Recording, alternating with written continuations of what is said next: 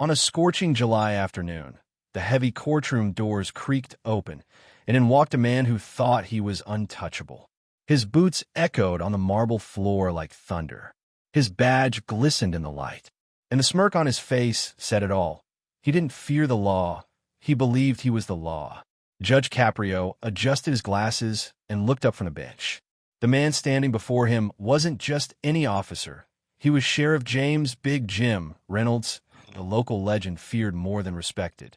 20 years in power, dozens of scandals, and not a single day of accountability. Until now. Want to stand up? Reynolds sneered. I don't stand for city judges. I am the high sheriff. The courtroom froze. Gasps rippled through the crowd. And then, with a grin that reeked of arrogance, he leaned back and said, You can take your gavel and shove it. But Judge Caprio didn't flinch. He looked at the sheriff, a man drenched in pride, and said calmly, Sheriff, that gesture you just made might have just cost you your freedom.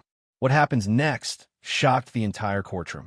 Because this wasn't just a case about a sheriff's arrogance. It was a story about power, corruption, and justice fighting back. And in the next few minutes, you'll see how one man who thought he ruled his county lost everything inside a courtroom he couldn't control. Judge Caprio leaned forward, his voice firm yet calm. In 40 years on this bench, he said, I've learned something important. The most dangerous man in the world is not a criminal with a gun. It's a man with a badge who believes he's above the law. The room went silent. Even the fans spinning above seemed to pause. Because everyone knew this was no ordinary trial. This was the day justice itself would be tested. That it was the hottest day of the year. 1 o'clock in the afternoon. The old courthouse fans spun overhead, pushing nothing but warm air through the silent hallways. Judge Caprio sat behind his bench, a cup of melting iced coffee beside him, waiting for the next case. But when his clerk, Christina, rushed into the chambers, pale, nervous, her voice shaking, he knew something was wrong. Judge, she whispered. He's here. Who? The sheriff. And he's not alone. He brought an army. Caprio's eyebrows furrowed. Army. 3 armed deputies, sir. Tactical vests. They're standing outside the courtroom doors, refusing to let the public in. They say it's for security, but Judge, he smells like whiskey. He's laughing. In that moment, Caprio understood. This wasn't just another hearing. This was a challenge. A man drunk on power had come to prove that his badge was bigger than the law itself. Caprio stood, zipped his black robe tight, and stepped out into the heat of the hallway. The sight before him was unreal. 3 massive deputies in tan uniforms blocking the courtroom entrance. Behind them, a line of citizens, mothers, veterans, students, waiting, sweating, confused. Officers, Caprio said sharply. Step aside immediately. The deputies didn't move. They exchanged uncertain glances, trapped between obedience and conscience. This is an open courtroom, Caprio's voice echoed. The public has a right to witness justice. If you refuse, you'll be arrested for obstruction of justice. They hesitated until a voice boomed from inside. Let them in, boys, Sheriff Reynolds drawled. Let the judge have his audience. I like a crowd. The double doors swung open. The public poured in, whispers, gasps, the shuffle of shoes on the old wood floor. And there he sat, the man himself. Sheriff James Big Jim Reynolds. 6'5", shoulders broad as a doorframe, his badge gleaming like gold. He leaned back in his chair, cowboy hat resting on the table, legs sprawled arrogantly across 2 seats. His grin said, I own this place. All rise, the bailiff called. Everyone stood, everyone except the sheriff. Sheriff, said Caprio calmly. In this courtroom, we stand when the session begins. Reynolds chuckled, deep and gravelly. I'm tired, Judge. Long night, fighting crime. My knees ain't what they used to be. The gallery tensed. Caprio didn't blink. I understand fatigue, he replied softly. But I also understand disrespect. Stand up. Reynolds sighed theatrically, pushed himself up, mocking the gesture, making it clear. He stood only because he chose to, not because he had to. The clerk read the charges. State of Rhode Island versus Sheriff James Reynolds. False imprisonment, abuse of power, and grand larceny. The sheriff burst into laughter. Larceny? That's a fancy word for police work, Judge. I seized a vehicle involved in a crime. Standard procedure. The audience shifted, uneasy. Caprio's eyes moved toward the plaintiff's table, where a frail man sat silently, his hands gripping a folded American flag. Mr. Arthur Penhaligan, the judge said gently. Please tell us what happened. Arthur stood, his voice trembling but honest. I was sleeping in my car, Your Honor. It was 2 a.m. at the rest stop just outside the county line. I don't have a home right now. I travel. Lost it after my wife passed away. His eyes glistened. That car, it's all I've got left. What kind of car? Caprio asked. Arthur's lips twitched into the smallest smile. 1969 Mustang, fastback. Cherry red. Bought it when I got back from Vietnam. Took me 10 years to restore her. Every wire, every bolt. The crowd murmured. A veteran, homeless, sleeping in his car. And what happened that night? Caprio asked softly. The sheriff pulled up. Arthur whispered, pointing at Reynolds. He banged on my window, shined his light in my face. Said I was loitering. I told him I'd move along, but he blocked me in. Arthur's voice cracked. He arrested me and called a tow truck his brother's tow truck. I heard him tell the driver, take it to the private lot. Keep it off the books. This one's a beauty. I might bid on it myself. The courtroom gasped. Reynolds just smirked. He didn't even deny it.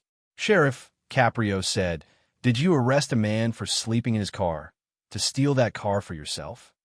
Reynolds' grin widened. He was a vagrant. Trash on my highway. Civil asset forfeiture. Look it up, Judge. I keep my county clean. Caprio's eyes hardened. Civil forfeiture was made to stop drug cartels, not rob veterans of their homes. Reynolds slammed his fist on the table, the sound cracking like thunder. I'm a law in my county. The people voted for me.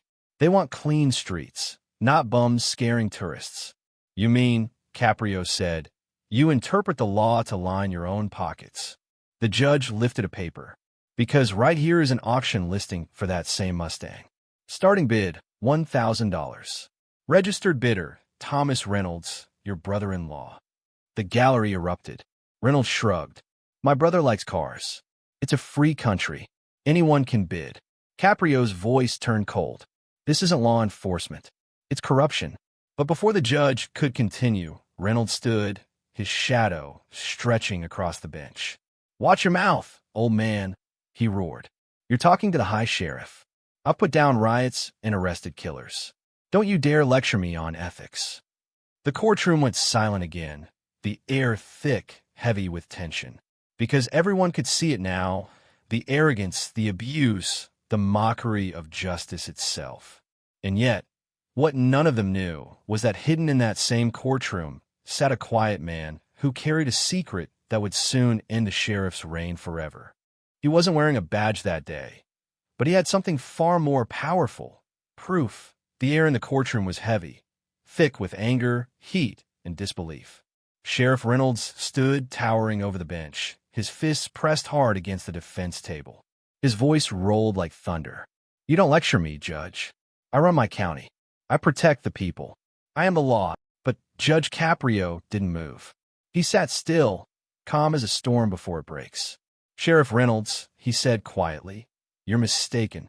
You enforce the law. You're not it. The tension was electric. The audience held their breath. Reynolds' lawyer, Mr. Sterling, a slick man in an expensive suit, stepped forward, sweat glistening on his forehead. Your Honor, he stammered, my client claims qualified immunity. He acted within his authority as an elected official. Immunity doesn't cover theft, Counselor, Caprio interrupted, his voice sharp as a blade. And it doesn't cover cruelty. Reynolds pushed his lawyer aside. Save your breath, Sterling. I don't need you. He turned toward the bench, eyes blazing. Judge, I can have your car towed right now. I can have my men at your house in 10 minutes.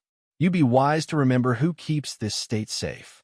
A ripple of shock moved through the gallery. Christina, the clerk, covered her mouth. Caprio leaned forward, unshaken. Are you threatening a sitting judge in open court?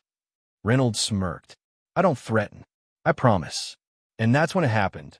The moment that changed everything. Reynolds raised his right hand, looked the judge dead in the eyes, and slowly extended his middle finger. The gallery exploded.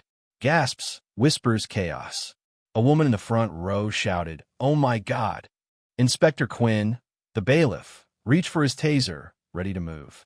Reynolds didn't care. He leaned back, grinning. "I answer to the voters," he sneered. "Not to you." Caprio's eyes locked on the sheriff's hand, then slowly lifted to meet his gaze. He didn't shout. He didn't bang the gavel. He simply said, "Inspector Quinn, lock the courtroom doors." Click, click. The sound of the heavy iron bolts sliding into place echoed like gunfire through the courtroom. Reynolds' smile faltered. "What are you doing?" he barked. "You can't keep me here. I have a lunch meeting." "You just committed contempt of court," Caprio replied. "And you threatened a judicial officer, a felony." He paused, his voice like stone. "You're not going to lunch, Sheriff. You're going to jail." Reynolds grabbed his radio, pressing the button hard. "Unit 1, breach the courtroom. Get me out of here. The judge is hostile." Static. Silence. Unit 1, respond. Nothing. The courtroom went dead silent. And then a calm voice rose from the back of the room. "Your deputies aren't coming, Sheriff." All heads turned. There, standing in the shadows, was a man in a tan uniform.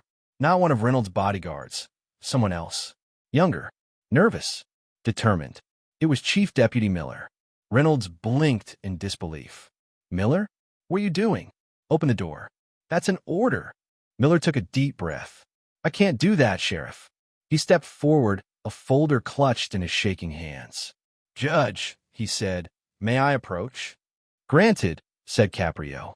Miller walked to the front and handed him the folder. "What is this?" asked the judge. Miller swallowed hard. "It's the dashcam footage from that night, Your Honor. The sheriff told me to delete it to destroy the server. But I made a copy." The entire courtroom froze. Reynolds' face turned red, then purple. "You traitor," he spat. "I made you. I'll kill you." Caprio's voice thundered. "Sit down, Sheriff." Everyone watched as the courtroom screen flickered to life. The grainy footage appeared. A dark rest stop, the sheriff's cruiser pulling in, the headlights slicing through the night. Reynolds' voice filled the room, crystal clear. "Look at that Mustang. Cherry red. My brother would love that. That's a retirement gift right there." "Sheriff." Miller's voice echoed faintly from the tape. "The guy's a veteran. See the sticker? U.S. Marine Corps." "I don't care if he's George Washington," Reynolds snapped. "I want that car. Arrest him for vagrancy. Plant a bottle if you have to." The courtroom gasped. Arthur covered his face, trembling. "Plant a bottle," someone whispered in horror. "Do it," Reynolds ordered on the recording. "I need probable cause to seize the asset. Find something. If you can't find it, make it." Then came the sound of glass shattering. Reynolds' voice again, low and cold. "Nice car, old man. Thanks for the donation." The screen went black. No one moved. The silence was louder than any shout could have been. Reynolds' chair scraped the floor as he stood. "It's a fake," he screamed. He doctored the video. "It's a coup." But Deputy Miller didn't flinch. "It's the truth," he said firmly. "And, Sheriff, the state police are outside. I called them an hour ago." Reynolds' eyes darted around the room like a trapped animal, toward the doors, the windows, the cameras. "You can't do this. I'm a sheriff. I'm untouchable." Caprio stood slowly, his voice steady and final. "No, Sheriff, you're not untouchable. You're accountable." He raised the gavel, and as the bailiffs closed in, everyone in that room knew. Justice was finally catching up to power. The courtroom was trembling, not from sound but from silence. The kind of silence that only comes when truth finally stands face to face with power. Sheriff Reynolds' face was red with rage, sweat glistening under the harsh lights. His badge that once shone like pride now looked dull, almost mocking him back. He slammed his fist on the table. "This is fake. This is all fake," he shouted, his voice cracking. His authority, once absolute, was slipping like sand through his fingers. Judge Caprio didn't blink. He looked straight at him, voice low but sharper than steel. "You planted evidence. You assaulted a veteran. You stole his home. and you called it justice. Every eye in the courtroom was fixed on the sheriff, the so-called high sheriff, as his kingdom of lies started to crumble. You think you can twist the law to suit yourself? Caprio said. You believe that because you wear a badge, you are the law. Reynolds screamed back, his voice wild. I am the Constitution. I keep the state safe. You city judges hide behind robes. I face real evil every day. Caprio's reply was calm, almost sorrowful. The only evil here today is the arrogance standing before me. The sheriff turned toward the back of the room, shouting, Deputies, get in here. Arrest him. No one moved. And then from outside, the faint sound of boots echoed, but they weren't his men. They were state police. The doors opened. 2 officers stepped in, their uniforms crisp, their eyes firm. Sheriff Reynolds, one of them said, You're under arrest. Reynolds' face went pale. You can't. I'm a sheriff. Inspector Quinn stepped forward. Not anymore.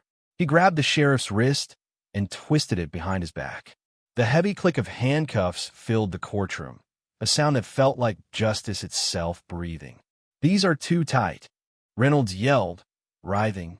Quinn looked at him coldly. Now you know how Arthur felt. The crowd gasped. Arthur covered his mouth, tears in his eyes. For the first time in years, he saw the law protect him, not punish him. Reynolds tried to pull away.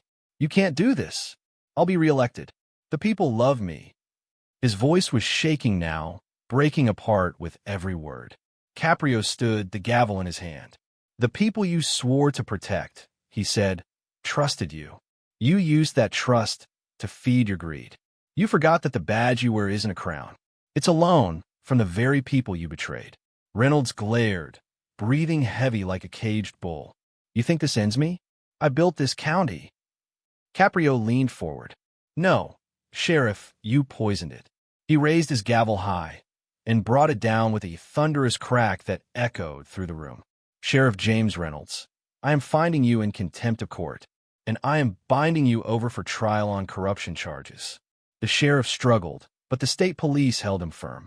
As they dragged him toward the door, his voice filled the chamber one last time, desperate, broken, angry. I'll burn this city down. You'll regret this. You'll all regret this. But no one listened, because in that courtroom, the sound of his threats had finally lost their power. And as those heavy doors closed behind him, it wasn't just a man being taken away.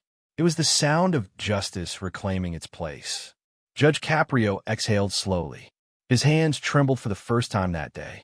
He looked toward Arthur, still holding that folded American flag in his lap. Mr. Penhaligan, Caprio said softly, all charges against you are dismissed. Your car will be returned today. No fees, no fines. Arthur looked up, tears spilling down his cheeks. Thank you, Judge, but the window's broken. I can't afford to fix it. Caprio turned to Deputy Miller, who was standing silently, guilt heavy in his eyes. Miller nodded. We'll fix it. The department will pay, or I will. And, sir, we've already found you a hotel. You won't be sleeping in your car again. Arthur's voice broke. Thank you, son. You did the right thing. That took courage. Miller swallowed hard. It was an honor, sir. The courtroom was silent again, but this time, it wasn't the silence of fear.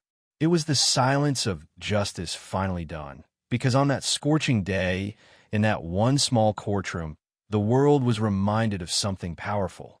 You can hide from the truth for a while, but you can't outrun it forever. And as Judge Caprio laid down his gavel, one line echoed through the hearts of everyone who had witnessed it. No one is above the law. 6 months had passed since that unforgettable day. The echoes of Sheriff Reynolds' arrogance still lingered in the courthouse halls, like the faint smell of smoke after a fire. But now, that fire had burned out, replaced by the quiet order of justice restored. Judge Caprio sat in his chambers one morning, sorting through letters, when one particular envelope caught his eye. It was stamped with the state seal. The handwriting was neat, formal, official. He opened it slowly, and as he read, a faint, satisfied smile crossed his face. It was from the governor's office. Inside was a report and a single photograph. The report read, Sheriff James Big Jim Reynolds, sentenced to 10 years in federal prison. Convicted on multiple counts: grand larceny, abuse of power, and obstruction of justice. Pension revoked. Badge stripped. For a man who once believed he was the law had finally spoken. Caprio placed the paper down gently, then looked at the photograph. It was taken at the 4th of July parade. The image showed something so poetic it almost felt like fate. There was Arthur, sitting behind the wheel of his cherry-red 1969 Mustang Fastback, the sunlight glinting off its polished hood. And right beside him, wearing a clean tin uniform, sat Chief Deputy Miller, now the new interim sheriff. On the side of Arthur's car, a small handmade sign fluttered in the wind. It read, "Veteran survivor, justice served." Caprio smiled. Not the smile of victory, but the quiet, humble smile of a man who still believed in the good that justice could bring. He leaned back in his chair and closed his eyes for a moment, remembering that day.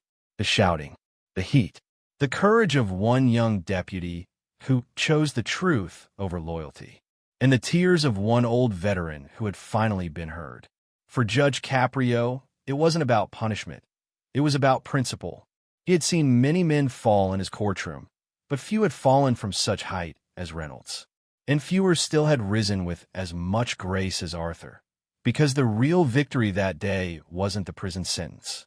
It was the restoration of faith, the belief that somewhere, somehow, justice still mattered. That day, Judge Caprio whispered to himself the same words that had guided him through 4 decades on the bench. A badge doesn't make you the law. Integrity does. He looked once more at Arthur's photo, the veteran, smiling behind the wheel of the car that was once stolen from him. And for the first time in a long while, the old judge felt peace. Outside his window, the courthouse bell struck noon. Its echo rolled through the streets, steady and solemn. A reminder to everyone who could hear it that no one, not even those who wear power like armor, can escape accountability forever. Because in the end, the sheriff didn't lose to another man. He lost to the one thing he could never control, the truth. And truth, once revealed, never forgets where it came from. The years had taught Judge Caprio many lessons, but this one lingered the longest. He'd seen the courtroom hold laughter, tears, confessions, and regrets. He'd seen powerful men break down and broken men rise again. But what happened with Sheriff Reynolds that day reminded him of something greater than law, the spirit of justice itself. Sometimes justice doesn't roar like thunder.